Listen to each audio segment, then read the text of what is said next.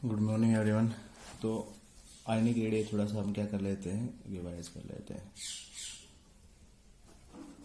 आयनिक radio के अंदर हमने स्टडी किया था, क्या स्टडी किया था कि इसको दो रेडियो के अंदर क्या किया जाता है, मेजर किया जाता है। एक तो किसके अंदर, कैटायनिक, दूसरा एनायनिक रेडियो। ठीक है, कैटायनिक और एनायनिक में डिफरेंस क्या है? कैटायंस में जो रेडियो मेजर होगी वो कैटायनिक रेडियो होगी, एनायंस के अंदर जो रेडियो मेजर होगी वो एनायनिक रेडियो होगी। ठीक है, तो कैटायंस के अंदर क्या डिस्कस किया था हमने कि मान लो एक ए है, ए पॉजिटिव है, ए टू पॉजिटिव है, इसके पास इलेक्ट्रॉन्स प्रोटॉन्स का कंसिडर, मान लो इसके पास 10 इलेक्ट्रॉन्स है, इसके पास 10 ही क्या है, प्रोटॉन्स हैं। एक इलेक्ट्रॉन ए से पॉजिटिव गया तो एक इलेक्ट्रॉन क्या करेगा, लूज करेगा, तो इलेक्ट्रॉन्स 9 रह गए, प्रोटॉन्स क्या रहे, 10 रहे। इसके पास इलेक्ट्रॉन्स कितने रहे, 8, और प्रोटॉन्स कितने रह गए, 10 रह गए। ठीक है, अब अगर इफेक्टिवली बात करूं मैं, 10 प्रोटॉन्स 10 इलेक्ट्रॉन्स को अपनी तरफ ज्यादा अट्रैक्ट कर पाएंगे, ये 10 9 को अच्छे से अट्रैक्ट करेंगे, 10 9 को अपने पास से क्या करेंगे, अच्छे से अट्रैक्ट करेंगे। जब अच्छे से अट्रैक्ट करेंगे तो क्या होगा, न्यूक्लियस के पास आएगा। जब न्यूक्लियस के पास आएगा तो साइज क्या करेगा,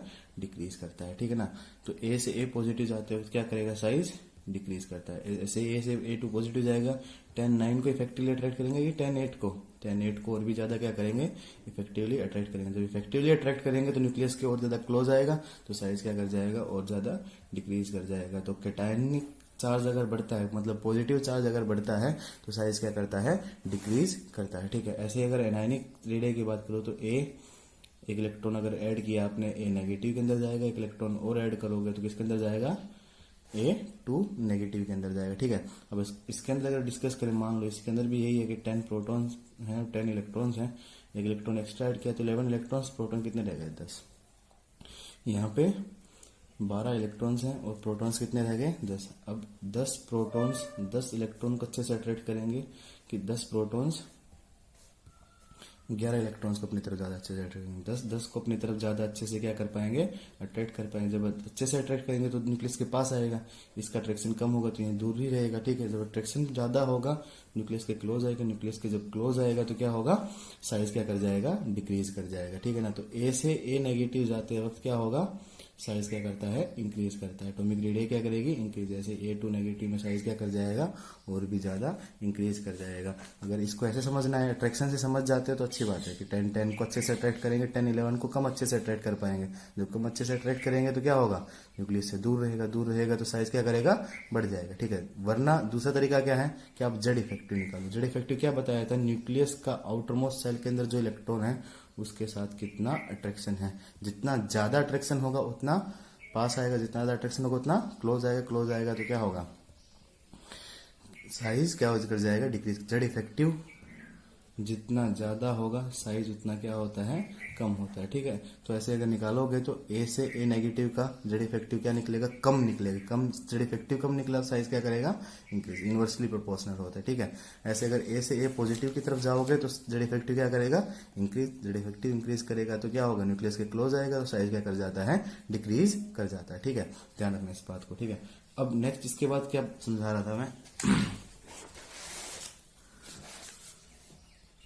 आइसो इलेक्ट्रॉनिक स्पीसीज कंसीडर कर रहे थे हम। ठीक है, आइसो इलेक्ट्रॉनिक स्पीसीज क्या है, ऐसी स्पीसीज जिसके अंदर नंबर ऑफ इलेक्ट्रॉन्स क्या रहे, सेम रहे, उनको क्या बोला जाता है, आइसो इलेक्ट्रॉनिक स्पीसीज बोला जाता है। ठीक है, अगर इसके अंदर वो कंसीडर करो, मान लो आपको N3 नेगेटिव दिया है, O2 negative, F negative, sodium positive, magnesium 2 positive और एल्यूमिनियम क्या दिया हुआ आपको, 3 पॉजिटिव दिया हुआ है। इसके अंदर अगर इलेक्ट्रॉन्स प्रोटॉन्स का रेशो निकालो तो नाइट्रोजन में प्रोटॉन्स कितने हैं, 7 8 9 11 12 और कितने हैं, 13 प्रोटॉन्स हैं इनके अंदर। ठीक है, इलेक्ट्रॉन्स 7 इलेक्ट्रॉन्स होते हैं इसके अंदर, 3 नेगेटिव चार्ज आज कितने हो गए, 10।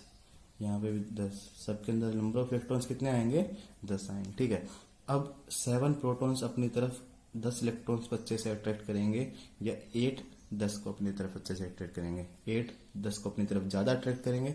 अट्रैक्ट ज्यादा करेंगे तो न्यूक्लियस के और ज्यादा क्लोज आएगा। जब न्यूक्लियस के क्लोज आएगा तो साइज क्या कर जाएगा, डिक्रीज कर जाएगा। तो मतलब N3 नेगेटिव का O2 नेगेटिव से क्या होगा, साइज बड़ा होगा। ऐसे O2 नेगेटिव F नेगेटिव में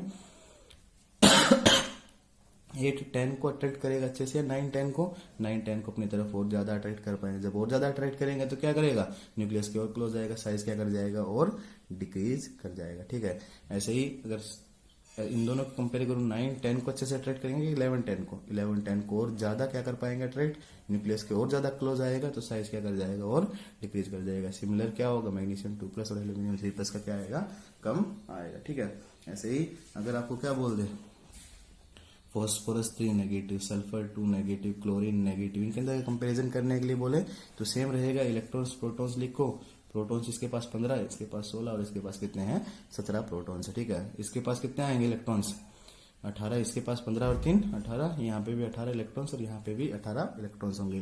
आइसोइलेक्ट्रॉनिक स्पीसीज है, 15 18 को इफेक्टिवली अट्रैक्ट करेंगे, 16 18 को और अच्छे से अट्रैक्ट करेंगे तो साइज किसका बड़ा होगा, P3 नेगेटिव का। ये और ज्यादा अट्रैक्ट करेगा तो और न्यूक्लियस के क्लोज आएगा, साइज क्या कर जाएगा और डिक्रीज कर जाएगा। ऐसे ही इसके अंदर पोटेशियम भी ले लूं, कैल्शियम 2 पॉजिटिव ले लेता हूं और गैलियम 3 पॉजिटिव अगर ले लेता हूं तो साइज क्या कर जाता है और डिक्रीज कर जाता है, क्योंकि इलेक्ट्रॉन्स इनके पास भी 18 रहेंगे लेकिन प्रोटॉन्स 19 और यहाँ पे 20 और यहाँ पे 21। ठीक है, इस चीज को आपको क्या रखना है, ध्यान में रखना है। लेकिन अगर इसके अंदर बीच में अगर मेरे को नियोन भी क्या कर देता, मेंशन कर देगा, नियोन के पास 10 इलेक्ट्रॉन 10 प्रोटॉन है। ठीक है, लेकिन नियोन क्या है, एक नोबल गैस है। नोबल गैस के अंदर कौन सी रेडियाई मेजर कर सकते हैं आप, आयनिक रेडियाई मेजर नहीं कर सकते।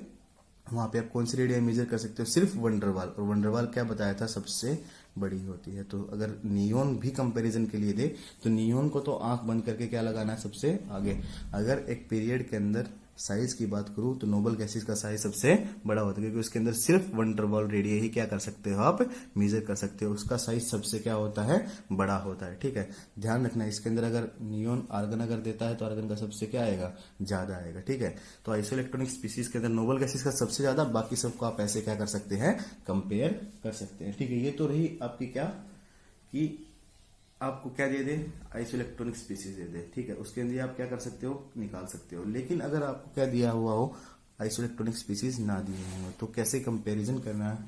जैसे मान लो आपको लिथियम पॉजिटिव दे दिया, मैग्नीशियम 2 पॉजिटिव दे दिया, पोटेशियम पॉजिटिव दिया और एल्यूमिनियम 3 पॉजिटिव दिया है। इनके अंदर अगर आपको क्या करना है, कंपैरिजन करना है। ठीक है, अब मेरे को सबसे पहले इनका पीरियड डिसाइड करना है कि कौन से पीरियड के अंदर कौन सा एलिमेंट रहता है। ठीक है, आइसोइलेक्ट्रॉनिक स्पीसीज नहीं, क्योंकि लिथियम मैग्नीशियम सेकंड पीरियड के हैं और पोटेशियम एल्यूमिनियम कितने कौन से पीरियड के हैं, थर्ड पीरियड के हैं। तो इससे आप कंपेरिजन सीधा सीधा नहीं कर पाओगे। ठीक है, क्योंकि आइसोइलेक्ट्रॉनिक स्पीसीज तो ये है नहीं। ठीक है, अब इसके अंदर क्या अगर मैं कंसिडर करता हूँ तो लिथियम कितने कौन से पीरियड का है, सेकंड पीरियड का, मैग्नीशियम सेकंड पीरियड का, पोटेशियम 4th पीरियड का है और एल्यूमिनियम कौन से पीरियड का है, 3rd पीरियड का है। ठीक है, अब इसको आपने अगर कंसीडर कर लिया तो अब हम क्या करेंगे, कंपैरिजन करेंगे। ठीक है, तो कंपैरिजन किस बिहाफ पे करना है वो आप हम समझ के चलना। ठीक है, क्या कंपैरिजन है, देखो सुनो, लिथियम यानी सेकंड पीरियड के, एल्यूमिनियम 3rd पीरियड का, पोटेशियम कौन सा है 4th पीरियड का। देखो जब अगर डिफरेंट पीरियड्स के आपको एलिमेंट्स दे दे, जब डिफरेंट पीरियड्स का वो क्या दे दे, एलिमेंट्स दे दे, तो कंपैरिजन किस बिहाफ पे करना है वो हमें समझ के चलना है। तो डिफरेंट पीरियड्स अगर हैं एलिमेंट्स के तो क्या कंसीडर करता हूं मैं कि मान लो 1 का 2 है, 1 का 3 है, 1 का 4, 4 पीरियड के हैं। ठीक है, 4 पीरियड कंसीडर किए मैंने। अगर एडजेसेंट पीरियड्स के, अगर किसके हैं एडजेसेंट पीरियड से 1 2 है या 2 3 है या 3 4 है, एडजेसेंट पीरियड्स के हैं तो मैं किससे कंपैरिजन करूंगा, चार्ज से। किससे कंपैरिजन करूंगा, चार्ज से, अगर एडजेसेंट पीरियड्स हैं। लेकिन अगर एडजेसेंट पीरियड्स नहीं है तो क्या होगा, मैं किससे कंपैरिजन करूंगा, एन की वैल्यू से। क्योंकि अगर एन की वैल्यू बढ़ती है तो एक के अंदर एक ही सेल है, एक के अंदर 2 सेल है, एक के अंदर 3 और एक के अंदर 4 सेल है। जब 4 सेल होगा तो न्यूक्लियस से क्या जाएगा, दूर जाएगा। ठीक है, कब कंपेरिजन करना है, जब क्या हो, एडजेसेंट पीरियड के ना हो, तब किसको कंपैरिजन करूंगा मैं, एन पीरियड वैल्यू या हाईएस्ट जो उसका प्रिंसिपल क्वांटम नंबर है उससे कंपैरिजन करूंगा। ठीक है, तो इसके अंदर मैंने देखा सेकंड ये 4th है, ये 2 सेकंड पीरियड का है, 4th पीरियड का, ये 3rd पीरियड का है। इन दोनों से तो मैं सीधा कंपैरिजन क्या कर सकता हूं कि इसका क्या है, एन की वैल्यू ज्यादा है तो पोटेशियम का इन दोनों से साइज क्या होगा, बड़ा होगा। तो के पॉजिटिव का इन दोनों से बड़ा है। अब इन दोनों का पीरियड नंबर क्या है, सेम ना, सॉरी एडजेसेंट है। जब एडजेसेंट है तो मैं किससे कंपेयर करता हूं, चार्ज से। देखो ठीक है, पॉजिटिव चार्ज जितना बढ़ता है, अभी मैंने देखा था कि ए से ए पॉजिटिव, ए से 2 पॉजिटिव के अंदर जाते वक्त अगर पॉजिटिव चार्ज बढ़ता है तो साइज क्या कर रहा था, डिक्रीज कर रहा था। सेम कॉन्सेप्ट यहाँ पे भी लगाना है कि जिसका पॉजिटिव चार्ज के अंदर ज्यादा है उसकी साइज क्या हो जाएगी, कम हो जाएगी। तो पोटेशियम का क्या होगा, ज्यादा होगा एल्यूमिनियम से। ठीक है, सब मतलब पोटेशियम का इन दोनों से n की वैल्यू से ज्यादा हो गया था, एडजेसेंट पीरियड्स थे तो चार्ज कम था, पॉजिटिव चार्ज कम होता तो साइज क्या करता है, बढ़ता है। ठीक है, तो उससे क्या हो गया, सीधा सीधा कंपैरिजन हो गया। अब इन दोनों का इससे क्या है, एडजेसेंट पीरियड है, तो इससे हम n की वैल्यू से कंपेयर इसको नहीं कर पाएंगे। जब n की वैल्यू से कंपेयर नहीं कर पाएंगे तो हम किससे कंपेयर करते हैं, चार्ज से कंपेयर करते हैं। ठीक है, अब इसके अंदर 1 पॉजिटिव चार्ज है, इसके अंदर 2 पॉजिटिव चार्ज है, मैग्नीशियम क्या है, 2 पॉजिटिव चार्ज, सॉरी लिथियम चूर्णिका का नहीं है, थर्ड पीरियड का है, सॉरी मैग्नीशियम ध्यान नहीं रहा मेरे को, ये क्या है, थर्ड पीरियड का है। ठीक है, ये दोनों भी क्या है, सेम पीरियड का, लेकिन ये क्या है, डिफरेंट पीरियड का है। डिफरेंट पीरियड का है तो क्या करोगे, मेरे को बताया एडजेसेंट पीरियड्स हैं, तो दोनों 2 3 क्या है, दोनों एडजेसेंट पीरियड के ही हैं। तो एडजेसेंट पीरियड के है तो मैं किससे कंपेयर करता हूं, मैं चार्ज से कंपेयर करता हूं, पॉजिटिव 2 पॉजिटिव 3 पॉजिटिव।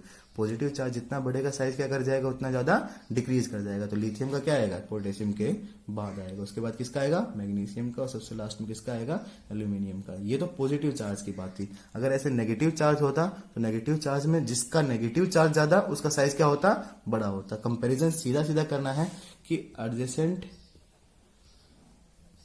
पीरियड के अंदर किससे कंपेयर करोगे आप, चार्ज से कंपेयर करोगे। पॉजिटिव चार्ज बढ़ता है तो साइज कम होगा और नेगेटिव चार्ज बढ़ता है तो साइज बढ़ेगा। ठीक है, ऐसे ही अगर एडजेसेंट पीरियड्स नहीं है, एडजेसेंट पीरियड्स नहीं है तो किससे कंपेयर करोगे आप, एन की वैल्यू से, प्रिंसिपल क्वांटम नंबर या पीरियड नंबर से सीधा आप कंपेयर करें ना, कि जिसका पीरियड नंबर ज्यादा होगा उसका क्या होगा, साइज भी बड़ा होगा। ठीक है, ऐसे अगर पोटेशियम दे दे आपको, लिथियम पॉजिटिव दे दे, मैग्नीशियम 2 पॉजिटिव दे दे और बेरिलियम 2 पॉजिटिव अगर आपको दे दिया, इसके अंदर अगर आपको कंपैरिजन करना है तो मैं क्या चेक करूंगा, अभी इसके अंदर पीरियड एन की वैल्यू चेक करूंगा। ये 4th पीरियड का है, ये 2nd पीरियड का है, ये 3rd पीरियड का है, ये 2nd पीरियड का है। ठीक है, अब मैंने कंपेयर किया कि 4th इन दोनों से तो क्या होगा, एन की वैल्यू एडजेसेंट नहीं है तो ज्यादा ही होगा, पोटेशियम का ज्यादा होने वाला है। लेकिन एडजेसेंट पीरियड के, एडजेसेंट पीरियड के मैं क्या कंपेयर करता हूं, मैं कंपेयर करूंगा अब चार्ज। इसमें पॉजिटिव चार्ज अगर बड़ा है, पॉजिटिव चार्ज बड़ा है तो साइज क्या कर जाएगा, डिक्रीज कर जाएगा। तो पोटेशियम का मैग्नीशियम से क्या होगा, ज्यादा, मतलब पोटेशियम का सबसे ज्यादा हमने निकाल लिया। अब लिथियम, मैग्नीशियम और बेरिलियम दोनों तीनों एडजेसेंट पीरियड के हैं। जब एडजेसेंट पीरियड के हैं तो मैं किससे कंपेयर करता हूं, मैं चार्ज से कंपेयर करता हूं। अब एडजेसेंट पीरियड में चार्ज देखोगे तो लिथियम +1 है, +2 +2, ये दोनों तो कंपेयर में कर नहीं पाया, लेकिन लिथियम का तो कंपेयर कर सकते हैं क्योंकि पॉजिटिव चार्ज 1 है, यहाँ पे 2 पॉजिटिव चार्ज है। तो लिथियम का क्या होगा, पोटेशियम के बाद आएगा। लिथियम का उन दोनों से क्या होने वाला है, ज्यादा। अब इन दोनों में भी मैं क्या नहीं कर पाया, कंपेयर नहीं कर पाया। ठीक है, अब पॉजिटिव चार्ज दोनों में क्या है, सेम, एडजेसेंट पीरियड का, लेकिन पॉजिटिव चार्ज क्या आ गया, सेम। तो मैं इससे कंपेयर कर सकता हूँ, 2 ही फैक्टर से मैं कंपेयर कर रहा हूँ, एक एन की वैल्यू से कंपेयर कर रहा हूँ, एक मैं चार्ज से कंपेयर कर रहा हूँ। ठीक है, लेकिन चार्ज दोनों के अंदर क्या आ गया, एडजेसेंट पीरियड आने के बाद सेम आ गया। तो चार्ज सेम आएगा तो मैं किससे कंपेयर करूंगा, एन की वैल्यू से। एन की वैल्यू किसकी ज्यादा है, मैग्नीशियम की। तो क्या आएगा, मैग्नीशियम पहले आएगा, मैग्नीशियम 2 पॉजिटिव, और सबसे लास्ट में कौन आएगा, बेरिलियम 2 पॉजिटिव आएगा। ठीक है, ध्यान रखना इस बात को कि जब एडजेसेंट पीरियड होंगे तो चार्ज कंपेयर करूंगा, जब एडजेसेंट पीरियड्स नहीं है तो मैं एन की वैल्यू से कंपेयर करूंगा। लेकिन अगर एडजेसेंट पीरियड्स के अंदर भी चार्ज सेम आ जाए तो मेरे पास दूसरा फैक्टर क्या बचता है, एन की वैल्यू ही बचती है। मैं उसी से क्या कर पाऊंगा, उसको कंपेयर कर पाऊंगा। ठीक है ना, तो एटॉमिक रेडियस को मेजर करने के लिए हमने 4 तरीके सीखे हैं। पहला कोवलेंट रेडियस, दूसरा मैंने क्या सीखा है, मेटालिक रेडियस, तीसरा वंडरवॉल रेडियस, चौथा मैंने क्या सीखा है, चौथा क्या सीखा, आयनिक रेडियस। आयनिक रेडियस के भी 2 पार्ट थे, आयनिक और कैटायनिक। मैंने सबके बारे में इसके अंदर सारे के सारे क्या कर लिए हैं, डिस्कशन कर लिए हैं। इसको आपको क्या रखना है, ध्यान में रखना है। ठीक है, अब अगर आगे चले, रेडियस मेजर करने के तो यही तरीके थे। अगर मैं ट्रेंड्स की बात करूं, वही तो इसी के लिए तुमने पढ़ा है कि हम एक इफेक्टिवली कंपेयर कर पाए कि लेफ्ट टू राइट जाने पे क्या हो रहा है, डाउन द ग्रुप जाने पे क्या हो रहा है, साइज को हम क्या कर पाए, कंपेयर कर पाए। तो इसी के लिए हम क्या, नेक्स्ट टॉपिक है वो क्या है, फैक्टर्स अफेक्टिंग एटॉमिक रेडियस बोल सकते हो आप, या साइज बोल सकते हो। ठीक ना, एटॉमिक रेडियस साइज को मेजर करती है कि एटम का साइज कितना है, उसको क्या करती है, मेजर करती है। तो इसके बारे में हमें क्या करना है, सीखना है कि कैसे क्या प्रोसीड करेगा। ठीक है, तो पहला जो फैक्टर है वो क्या होता है, जेड इफेक्टिव होता है। पहला फैक्टर क्या होता है, Z effective. Effective nuclear charge क्या होगा, देखो क्या बताया था, दोबारा देख लेते हैं कि लास्ट सेल के अंदर जो इलेक्ट्रॉन है, लास्ट सेल के अंदर जो इलेक्ट्रॉन है उस पे न्यूक्लियस का अट्रैक्शन कितना है, वही क्या होता है, इफेक्टिव न्यूक्लियर चार्ज। देखो जेड इफेक्टिव अगर मैं इंक्रीज करता हूँ, जेड इफेक्टिव में इंक्रीज कर रहा मतलब क्या है, न्यूक्लियस से उस इलेक्ट्रॉन को अपनी तरफ अट्रैक्ट करने की टेंडेंसी क्या कर रही है, इंक्रीज कर रही है। न्यूक्लियस से उस इलेक्ट्रॉन को अट्रैक्ट करने की टेंडेंसी क्या कर रही है, इंक्रीज कर रही है। जब न्यूक्लियस अट्रैक्ट ज्यादा करेगा तो अपने पास लेकर आएगा, क्लोज लेके आएगा, जब क्लोज लेके आएगा तो साइज क्या करने वाला है, डिक्रीज करने वाला है। तो इफेक्टिव न्यूक्लियर चार्ज अगर बढ़ रहा है तो साइज क्या करेगा, डिक्रीज करेगा। इफेक्टिव न्यूक्लियर चार्ज अगर बढ़ रहा है तो साइज क्या करेगा, डिक्रीज करेगा। ठीक है, तो पहला फैक्टर क्या था, effective nuclear charge inversely proportional होता है किसके, साइज के। दूसरा क्या हुआ है, मेन फैक्टर एन की वैल्यू। दूसरा मेन फैक्टर क्या है, एन की वैल्यू। अगर एन की वैल्यू बढ़ रहा है मतलब एक एलिमेंट है जिसके अंदर एक ही सेल है, एक एलिमेंट जिसके अंदर दो सेल्स है, एक एलिमेंट जिसके अंदर एक सेल, मतलब एन की वैल्यू 1 है, इसके अंदर एन की वैल्यू क्या है, 1 और 2, दो सेल आ गए। तो जितना ज्यादा एन की वैल्यू आएगा न्यूक्लियस से क्या जाएगा, उतना ही दूर जाएगा। जब न्यूक्लियस से दूर जाएगा तो क्या होगा, न्यूक्लियस से दूर जा रहा है तो साइज क्या कर रहा है, इंक्रीज कर रहा है। तो एन की वैल्यू जितनी बढ़ेगी साइज उतना ज्यादा क्या करता है, इंक्रीज करता है। ठीक है, तो पहला फैक्टर जेड इफेक्टिव, दूसरा फैक्टर एन की वैल्यू। ठीक है, नेक्स्ट जो है थर्ड फैक्टर होता है वो बॉन्ड ऑर्डर होता है। नेक्स्ट फैक्टर वो क्या होता है, बॉन्ड ऑर्डर। अभी बॉन्ड ऑर्डर क्या चीज है उसको हम क्या करना है, सीखना है। ठीक है, बॉन्ड ऑर्डर क्या है, दो एलिमेंट है जिनके बीच में क्या बना है, बॉन्ड बना है। चाहे कोई भी बॉन्ड हो उसको क्या बोलते हैं, बॉन्ड ऑर्डर। अगर एक बॉन्ड बना है तो उसको सिंगल बॉन्ड, दो बॉन्ड बनेंगे तो डबल बॉन्ड, और तीन बॉन्ड बनेंगे तो क्या होगा, ट्रिपल बॉन्ड बनेगा। ठीक है, तो मान लो आपके पास बॉन्ड ऑर्डर इसका 1 आएगा, इसका बॉन्ड ऑर्डर कितना आया, 2 आया, और इसका बॉन्ड ऑर्डर कितना आएगा, 3 आएगा। ठीक है, कितने बॉन्ड से वही उसका क्या होता है, बॉन्ड ऑर्डर। तो एक बॉन्ड बना है तो बॉन्ड ऑर्डर 1 है, बॉन्ड ऑर्डर 2 है, ये बॉन्ड ऑर्डर 3 है, सिंगल बॉन्ड, डबल बॉन्ड और ट्रिपल बॉन्ड। ठीक है, अब इससे रेडियस साइज पे क्या इफेक्ट पड़ेगा, देखो एक दो एलिमेंट्स के बीच में एक ही चीज से अट्रैक्शन है, एक दो एलिमेंट से एक ही चीज से अट्रैक्शन है, एक में दो के अंदर दो बॉन्ड है, दो चीजों से क्या कर रहे हैं, एक दूसरे को अट्रैक्ट कर रहे हैं। जब दो चीजों से अट्रैक्ट करेंगे तो एक दूसरे के क्या आएंगे, क्लोज आएंगे। जब क्लोज आएंगे तो साइज क्या कर जाएगा, डिक्रीज कर जाएगा। ठीक है, ऐसे अगर यहाँ पे क्या है, तीन चीजों से क्या करें, एक दूसरे को अट्रैक्ट जितना ज्यादा अट्रैक्शन होगा एक दूसरे के क्या आएंगे, तीन बॉन्ड है तो तीन बार अट्रैक्शन हुआ है, 3 बार अट्रैक्शन में तो ज्यादा क्लोज आएंगे, और ज्यादा क्लोज आएंगे तो साइज क्या कर जाएगा,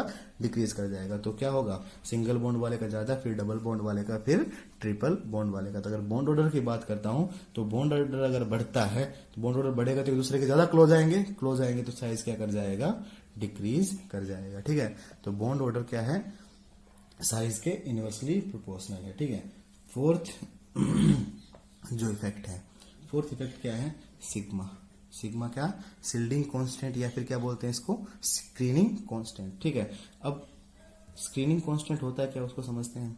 ठीक है, इंटर इलेक्ट्रॉनिक जो रिपल्शंस है उनको क्या बोला जाता है, शिल्डिंग कांस्टेंट। अगर इंटर इलेक्ट्रॉनिक रिपल्शंस ज्यादा है, अगर इंटर इलेक्ट्रॉनिक रिपल्शंस क्या है, ज्यादा है, जब इंटर इलेक्ट्रॉनिक रिपल्शन ज्यादा रहेंगे तो एक दूसरे को रिपेल करेंगे एक दूसरे से क्या करेंगे, दूर दूर भागेंगे।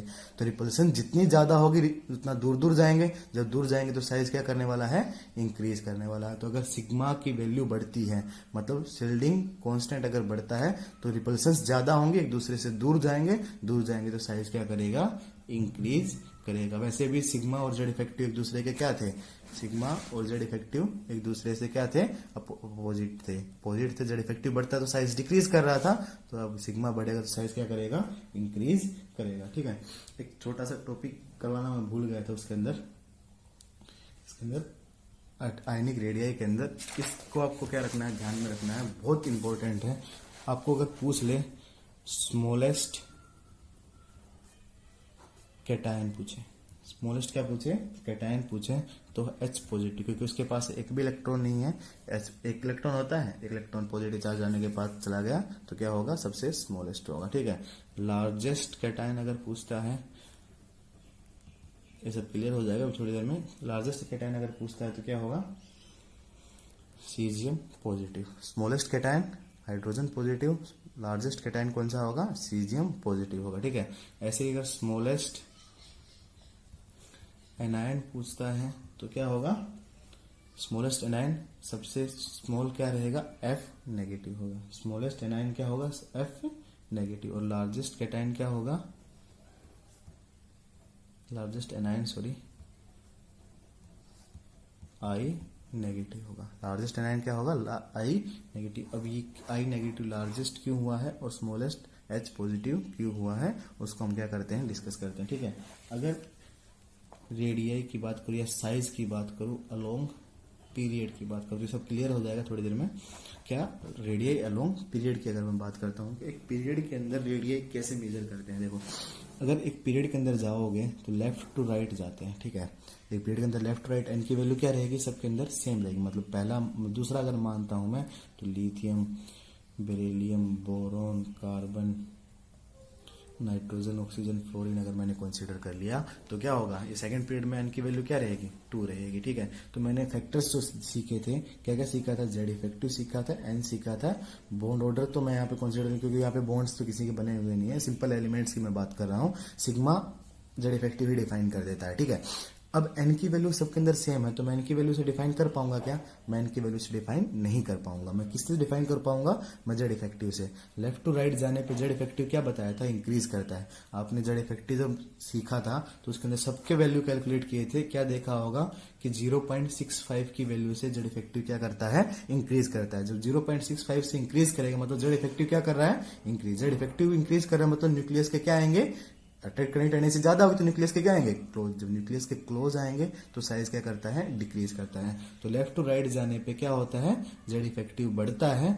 डोमिनेटिंग फैक्टर तो यही है ना, क्योंकि एन की वैल्यू तो क्या रहेगा, सेम रहेगा। जेड इफेक्टिव जितना ज्यादा होगा साइज क्या कर जाएगा, डिक्रीज कर जाएगा। तो कंपैरिजन करने के लिए बोले तो लिथियम का साइज बढ़ा, फिर बेरिलियम, फिर बोरोन, फिर कार्बन, फिर नाइट्रोजन और फिर ऑक्सीजन और लास्ट में कौन आएगा, फ्लोरीन आएगा। ठीक है, एलिमेंटल स्टेट के अंदर अगर बात करता है तो साइज क्या करेगा, ऐसे डिक्रीज करता है। ये मैं आयनिक स्टेट की बात नहीं कर रहा, आयनिक मैंने अलग से सिखाया है, ये एलिमेंटल स्टेट की बात कर रहा हूं। ठीक है, तो लेफ्ट टू राइट जाने पे जेड इफेक्टिव बढ़ता है तो साइज क्या कर जाएगा, डिक्रीज। तो अलोंग ए पीरियड अगर मैं बात करूं तो क्या होगा, जेड इफेक्टिव बढ़ने के साथ साइज क्या करेगा, डिक्रीज। अगर यहाँ पे मैंने नियोन भी दिया होता तो नियोन के अंदर क्या होगा, इनके अंदर तो आप दूसरी रेडियाई मेजर कर सकते हैं, नियोन के अंदर आप सिर्फ क्या मेजर कर पाओगे, कोवलेंट रेडियाई। तो नियोन का सबसे क्या होता है, ज्यादा। ध्यान रखना, जो नोबल गैसेज हैं उनका अपने पीरियड के अंदर सबसे ज्यादा क्या होता है, एटॉमिक रेडियाई होता है। ठीक है, अब आगे चलें तो अगर मैं बात करता हूं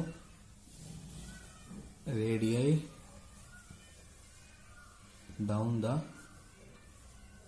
ग्रुप, क्या करें, रेडियाई डाउन द ग्रुप अगर बात करें कि टॉप टू बॉटम अगर जाते हैं तो क्या होगा। देखो, लिथियम, सोडियम, पोटेशियम, रुबिडियम और सीजियम अगर बात करें, फ्रेंशियम हम कंसीडर नहीं कर रहे हैं क्योंकि वो रेडियो एक्टिव। हम जो एलिमेंट्स की स्टडी करते हैं वो नॉन रेडियो एक्टिव एलिमेंट्स की क्या कर पाते हैं, स्टडी कर पाते हैं। ठीक है, तो क्या होगा, डाउन द ग्रुप जाते हैं तो क्या करता है, अब यहाँ पे जेड इफेक्टिव और एन की वैल्यू दोनों से कंपेयर कर सकते हैं, लेकिन डोमिनेटिंग फैक्टर जो होता है वो हमेशा क्या होता है, एन की वैल्यू होती है। ठीक है, जब एन की वैल्यू सेम कंपेयर किया। ठीक है, अब डाउन द ग्रुप जाओगे तो एन की वैल्यू क्या करेगी, इंक्रीज करेगी। जब एन की वैल्यू इंक्रीज करेगी तो न्यूक्लियस से क्या जा रहा है, एक के अंदर एक ही सेल, एक के अंदर 2 सेल, एक के अंदर 3 सेल, एक के अंदर 4 सेल, एक के अंदर 5 सेल, एक के अंदर 6 सेल है।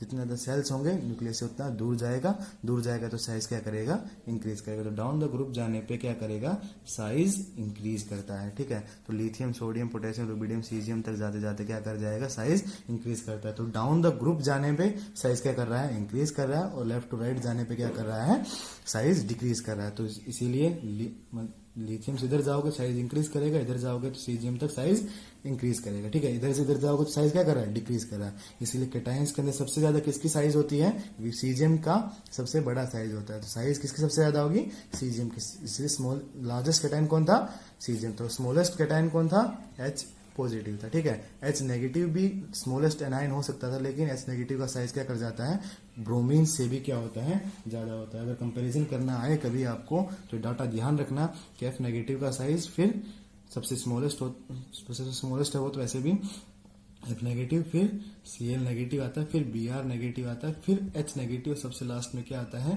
I negative. क्योंकि इसके अंदर क्या जो एक इलेक्ट्रॉन एक्स्ट्रा आने की वजह से जेड इफेक्टिव इतना कम हो जाता है कि अट्रैक्शन क्या कर पाएगा, बहुत कम कर पाएगा। तो एनायनिक साइज की कंपैरिजन करो तो ध्यान रखना H नेगेटिव सबसे क्या होता है, स्मॉलेस्ट होता है। ठीक है, sorry S negative I negative के बाद आता है।